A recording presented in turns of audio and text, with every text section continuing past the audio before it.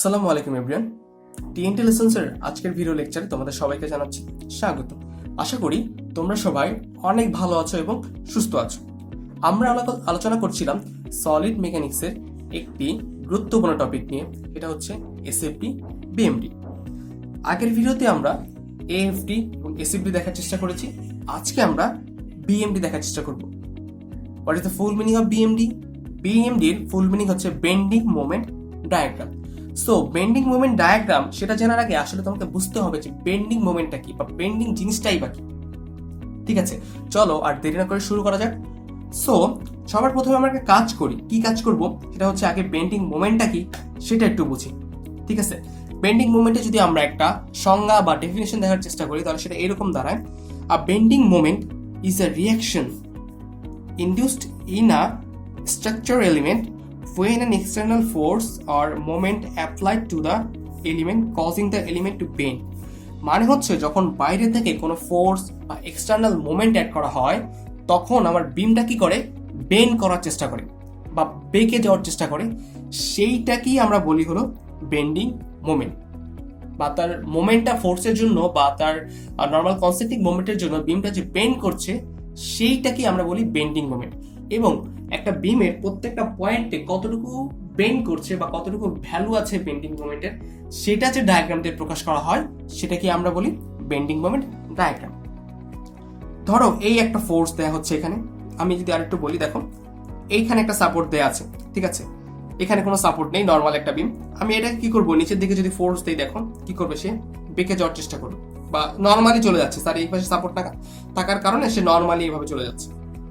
কিন্তু যদি এমনটা না হয়, দুই পাশে যদি সাপোর্ট থাকে এইভাবে শক্ত করে ধরা এবং মাঝখানে তুমি যদি তাও ফোর্স দাও, তাহলে সে কি করবে, কলমটা দেখো, এই যে দেখো কি হচ্ছে, আস্তে আস্তে বেঁকে যাওয়ার চেষ্টা করছে। রাইট, এই যে দেখো বেঁকে যাওয়ার চেষ্টা করছে, বেঁকে যাওয়ার চেষ্টা করছে। এই দেখো আবার দেখো দেখো বেঁকে যাওয়ার চেষ্টা করছে। বা আমি যদি এভাবে করে তাকে ফোর্স দিই তাহলে দেখো সে উপরের দিকে বেঁকে যাওয়ার চেষ্টা করছে। তার সাপোর্টের দিক রেখে সে হয়তো তার বিমটা নিচের দিকে বেঁকে যাচ্ছে বা তার বিমটা উপরের দিকে বেঁকে যাচ্ছে।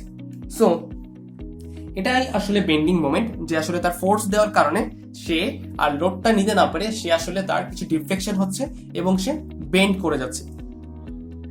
এখন এই বেন্ডিংটা দুইভাবে হতে পারে, একটা হলো স্যাগিং, একটা হলো হগিং। স্যাগিং জিনিসটা কি, আমি ধরো উপর থেকে লোড দিচ্ছি, এটা এইভাবে বেঁকে যাচ্ছে।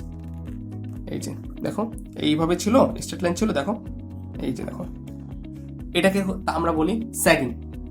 ঠিক আছে, যেটা উপর দিকে লোড দেখার পরে তার সাপোর্টে ঠিক থাকবে কিন্তু সে আসলে এইভাবে করে বেঁকে যাচ্ছে। ঠিক আছে, প্রত্যেকটা পয়েন্টে লোডের কারণে অল্প অল্প ডিফ্লেকশন হতে হতে বিমটা অনেকটা এইরকম কার্ভ আকারের ভাবে বেঁকে যায়। যদি অনেক বড় যদি স্প্যান হয় তার, সেটা হয়তো আমরা দেখতে পারি না বা বুঝতে পারি না খালি চোখে, বাট এটা অবশ্যই হয়। আবার যদি কোনো কারণে ধরো তুমি এই পাশ থেকে ফোর্স দিচ্ছ বা নিচে থেকে ফোর্স দিচ্ছ, তখন ধরো বিমটা এরকম আছে, তুমি নিচে থেকে ফোর্স দিলে দেখো বিমটা উপরে দিকে উঠে যাচ্ছে। এই যে দেখতে পাচ্ছ, দেখো একটু আবার এইভাবে আমি নিচে থেকে ফোর্স দেওয়ার চেষ্টা করছি, তাহলে কি হচ্ছে দেখো এটা উপরের দিকে উঠে যাচ্ছে। এটাকে বলা হয় হলো হগিং। ঠিক আছে, অর্থাৎ আমি যখন উপর থেকে ফোর্স দিচ্ছি তখন বিমটা যেভাবে বেন্ড হচ্ছে এইভাবে, সেটাকে আমরা বলছি স্যাগিং। আর যদি আমি এভাবে করে নিচ থেকে ফোর্স দিই তখন তার জন্য বিমের যে বেন্ডটা হয় সেটাকে বলা হচ্ছে হগিং। আচ্ছা, সো এরপরে দেখো বিমের সাইন কনভেনশনটা। সাইন কনভেনশন বলতে কি বোঝাচ্ছে, যে কোনটাকে আমরা পজিটিভ ধরবো, এটা কখন দরকার, আমার এটা দরকার হলো যখন আমি ডায়াগ্রামটা ড্র করবো। রাইট, সো দেখো সাইন কনভেনশনটা কি বলছে। সাইন কনভেনশনটা বলছে হলো প্রথম ওয়ে, এটার ক্ষেত্রে দুইটা ওয়ে, আগেরটাও দুইটা ওয়ে দেখেছিলাম, এটার ক্ষেত্রে দুইটা ওয়ে। কি ওয়ে? ফার্স্ট ওয়ে যেটা হচ্ছে যে ফার্স্ট ওয়েতে হচ্ছে লেফট সাইডে যদি ক্লকওয়াইজ হয় এবং রাইট সাইডে যদি অ্যান্টি ক্লকওয়াইজ হয় তখন আমরা সেটাকে বলবো পজিটিভ। লেফট সাইডে অ্যান্টি ক্লকওয়াইজ, রাইট সাইডে ক্লকওয়াইজ হলে সেটাকে আমরা বলবো নেগেটিভ। আচ্ছা, আগে বলে রাখি যে আমরা আসলে সবসময় স্যাগিংটাকে পজিটিভ মোমেন্ট হিসেবে কনসিডার করি এবং হগিংটাকে নেগেটিভ মোমেন্ট হিসেবে কনসিডার করি, কারণ দেখা যায় আমাদের বেশিরভাগ বিমের ক্ষেত্রে স্যাগিংটা হয়। তো স্যাগিংটা যেহেতু আমরা চাইলেই আসলে যে পজিটিভ নেগেটিভ, এটা কিন্তু আসলে আমাদের উপরে, আমরা যে কোনো একটা সাইডকে পজিটিভ বলে অন্য একটা সাইডকে অনায়াসই নেগেটিভ বলতে পারি। বাট আমরা সবসময় চেষ্টা করি যে জিনিসটা আমরা সবচেয়ে বেশি ব্যবহার করি সেটাকেই যেন পজিটিভ বলি, এবং বেশিরভাগ বিমের ক্ষেত্রেই স্যাগিং হয়ে থাকে। ঠিক আছে, কারণ বিমে সবসময় লোডটা বা আমরা যে ব্রিজ বলি না কেন বা আরো ট্রাস অ্যানালাইসিস বা বড় বড় যে স্ট্রাকচার আছে সেগুলোতে সবগুলোতেই আসলে লোডটা ডাউনওয়ার্ডই যায় এবং তার স্যাগিংটাই হয় সাধারণত। সো আমরা স্যাগিংটাকেই পজিটিভ বলি এবং হগিংটাকে আমরা তাই নেগেটিভ বলি। সো দেখো আসলে এই যে প্রথম যে সাইন কনভেনশনটা সেটা আসলে স্যাগিং এর জন্য, মানে একটা বিমকে স্যাগ করতে হলে বা একটা বিম কিভাবে যদি আমি তাকে লোড অ্যাপ্লাই করি তাহলে সেটা স্যাগ হচ্ছে, সেটাই আসলে তার জন্য পজিটিভ মোমেন্ট হয়। এবং বিমটা যে টাইপের লোড অ্যাপ্লাই করার জন্য বা যেভাবে ঘোরানোর জন্য হগ হচ্ছে সেটাকেই আমরা সেটাই হয় আমাদের জন্য নেগেটিভ। ঠিক আছে, কিভাবে দেখো, এই যে দেখো এটা দেখো, তোমার লেফট সাইডে তুমি কি করছো, ক্লোকওয়াইজ দিচ্ছ, রাইট সাইডে তুমি অ্যান্টি ক্লোকওয়াইজ দিচ্ছ। এই যে দেখো, এটা যদি আমার বিম হয় আমি এটাকে এইভাবে দিচ্ছি, এইভাবে ঘুরাচ্ছি, আর এটাকে এইভাবে ঘুরাচ্ছি, তাহলে দেখো কি হচ্ছে। দেখো এই যে ধরলাম আমি এটাকে এভাবে ঘুরাবো এই পাশটাকে, আর এই পাশটাকে কি এভাবে ঘুরাবো, দেখো ক্লোকওয়াইজ ডিরেকশনে, এই যে দেখো ঘুরালাম। অর্থাৎ আমি এই পাশটাকে কোন দিকে ঘুরাচ্ছি, এই দিকে, আর এই পাশটাকে কোন দিকে ঘুরাচ্ছি, এই দিকে, অর্থাৎ অ্যান্টি ক্লোকওয়াইজ। দেখো দেখো সে স্যাগিং শেপটা দিচ্ছে আমাকে। তাহলে দেখলাম যে আসলে এই যে left side clockwise, right side anti clockwise যে পজিটিভ যে মোমেন্টটা পাচ্ছি আমরা, সেটাকে আমরা আসলে স্যাগিং এর জন্য, রাইট।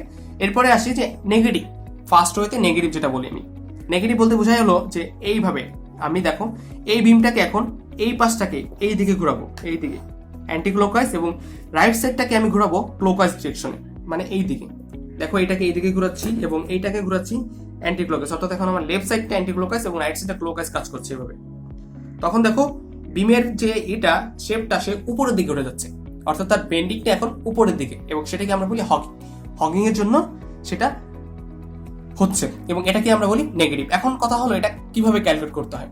ধরো তুমি এই একটা তোমার যে বিম দেয়া আছে ফিক্সড বিম, এবং আমি জানি ফিক্সড যে মোমেন্ট থাকে, ধরো এটার জন্য তুমি মোমেন্ট পেলে এই দিকে, এবং তুমি এইখানে একটা সেকশন কেটে নিলে, সেকশনটা কেটে নিলে অনেকটা এরকম হবে জিনিসটা, এই যে। তখন ধরো তুমি এই পাশে কি পেলে, ক্লকওয়াইজ পেলে, এবং এই পাশে কি পেলে, অ্যান্টি ক্লকওয়াইজ একটা মোমেন্ট পেলে।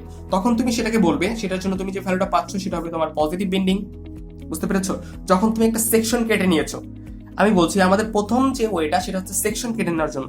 তুমি সেকশন কেটে না নাও তাহলে আসলে এটার কোনো কাজ নাই, রাইট। বাট যদি এরকম হয় যে তুমি এভাবে যাচ্ছ তোমার বিমটা, এবং তুমি এই পাশে পেলে অ্যান্টি ক্লকওয়াইজ, আর এই পাশে কি পেলে, এই পাশে পেলে হলো ক্লকওয়াইজ, তখন সেটার জন্য কি হয়, সেটার জন্য শেপটা হয় সেটা আসলে হগিং হয়। এবং হগিং এর জন্য আমরা কি জানি, হগিং এর জন্য আসলে আমরা নেগেটিভ মোমেন্ট পাই। ঠিক আছে, এইটা কখন কাজ করবে, এইটা কাজ করবে যখন আমরা কি করছি, আমরা আমাদের বিমটাকে কেটে নিচ্ছি, পার্ট করে কেটে তার শেয়ারটা, তার মোমেন্টটা বের করার চেষ্টা করছি। আমরা জানি কিভাবে একটা পয়েন্টে মোমেন্ট বের করতে হয়। এইটা যদি আমরা ফলো করি তাহলে আসলে আমরা যে পাবো সেটা হচ্ছে যে পজিটিভ আর নেগেটিভ, এটা এইভাবে চিন্তা করে করা হয়। বাট তুমি যদি চিন্তা করো যে না আমি এভাবে কিছু করব না, আমি করব কি, আমি নর্মালি ক্যালকুলেট করব ফিগার থেকে। আমার যে ফার্স্ট যে ফিগারটা দেওয়া আছে, নর্মাল ফিগারটা দেওয়া আছে, সেটা থেকে অর্থাৎ যে লোডিং এর যে ফিগারটা দেওয়া আছে সেটা থেকে যে আমি এসএফডি পাচ্ছি, আমি এসএফডি থেকে ডিরেক্ট ব্যবহার করতে চাচ্ছি এটা। তাহলে সেটা কিভাবে করা যায়, সেটা করার জন্য হচ্ছে আমি সবসময় ক্লকওয়াইজটা, আমি যদি লেফট থেকে চিন্তা করি, এই যে দেখো এটা লেফট থেকে যদি চিন্তা করি তাহলে সবসময় যে ক্লকওয়াইজ যেটা হবে সেটা পজিটিভ, মানে আমি এখানে একটা ক্লকওয়াইজ মোমেন্ট পেলাম, এটার জন্য আমি পজিটিভ বেন্ডিং মোমেন্টে সেটাকে অ্যাড করবো, সেটার ভ্যালুটা পজিটিভ অ্যাড করবো।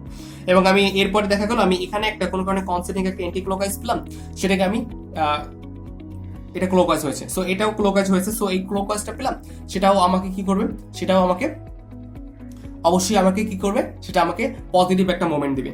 বাট যদি এরকম আমি যদি অ্যান্টি ক্লকওয়াইজ একটা পাই কনসেন্ট্রিক মোমেন্ট, সেটার জন্য কি করব, সেটা হচ্ছে আমি নর্মালি মাইনাস করে দেবো। এটার জন্য আমাকে আবার দুই সাইডে স্যাগিং হচ্ছে না হগিং হচ্ছে সেটা দেখার দরকার নেই। খুবই সিম্পলি যদি আমি লেফট সাইড থেকে ক্যালকুলেট করি তাহলে ক্লকওয়াইজ যে মোমেন্টগুলো পাবো সেটা হবে পজিটিভ, যে অ্যান্টি ক্লকওয়াইজ মোমেন্টগুলো পাবো সেটা হবে নেগেটিভ। এবং এইটা বা এটা ব্যবহার করার জন্য আসলে আমরা তার এসএফডির যে আসলে এরিয়া ক্যালকুলেশন করতে হয়, এরিয়া ক্যালকুলেশন করে আসতে হবে এটা বের করার জন্য। আরেকটা কি আছে, আরেকটা হচ্ছে যদি আমি রাইট সাইড থেকে চিন্তা করি, কেউ চিন্তা করলো আরে ভাই আমি তো একটু এক্সেপশনাল, সবাই তো একরকম চিন্তা করে না। আমি চিন্তা করলাম যে না আমি তো সারা জীবন তো লেফট থেকে করেছি, ওটা রাইট থেকে করে দেখি মিলি কিনা। রাইট থেকে করার জন্য যেটা হবে সেটা হচ্ছে এটার জন্য অ্যান্টি ক্লকওয়াইজটা তোমার পজিটিভ, অর্থাৎ তুমি এই দিক থেকে যে মোমেন্টটা আছে সেটা তোমাকে পজিটিভ দিবে। এবং যদি তুমি রাইট সাইড থেকে ক্যালকুলেট করে যাও তাহলে, এবং যে ক্লকওয়াইজ যেটা পাবা সেটাকে তোমাকে ধরতে হবে নেগেটিভ। তাহলে দেখলাম দুইটা কন্ডিশন আছে, একটা হলো লেফট থেকে ক্যালকুলেট করতে পারি, আর একটা হচ্ছে রাইট থেকে ক্যালকুলেট করতে পারি। যদি লেফট থেকে ক্যালকুলেট করতে পারি তাহলে clockwise positive, anticlockwise negative, এবং যদি লেফট থেকে ক্যালকুলেট করি আমি তাহলে clockwise negative, anticlockwise positive. আশা করি তোমরা সবাই বুঝতে পেরেছো। আজকে এই পর্যন্তই। নেক্সট ভিডিওতে আমরা আমরা অন্য আরেকটি বিষয় নিয়ে আলোচনা করার চেষ্টা করব। এবং তার আগে পর্যন্ত তোমরা সবাই ভালো থাকো, সুস্থ থাকো। ধন্যবাদ সবাইকে।